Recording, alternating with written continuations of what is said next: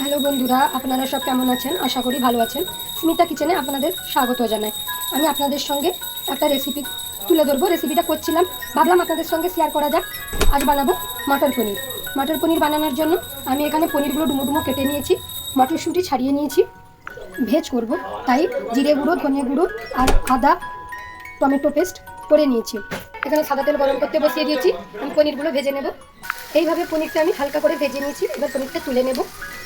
ওই পনির ভাজার তেলে আমি হাফ চামচ মতো ঘি দিলাম। এবার ফোড়নে শুকনো লঙ্কা, জিরে, তেজপাতা দিলাম। আমি এখানে পেঁয়াজ রসুন ছাড়া করছি, আপনারা পারলে পেঁয়াজ রসুন দিতে পারেন। আমি এবার যে পেস্টটা বানিয়েছিলাম ওই পেস্টটা দিয়ে দিলাম। কটা কাজু পেস্ট করে নেব। এখন মশলাটা কষা হয়ে গেছে, এবার কাজু পেস্টটা দিয়ে দেবো।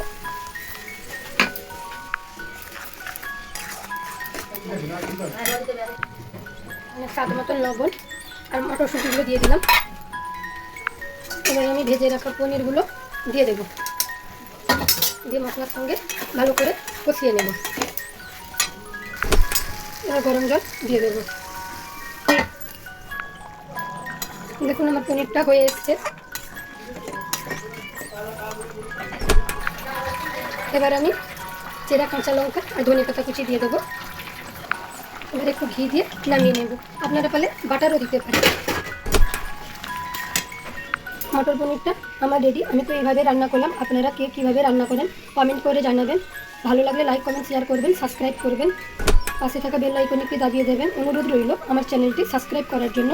আপনাদের সাপোর্টের দরকার, সাপোর্টটা জরুরি। প্লিজ আমাদেরকে সাপোর্ট করুন।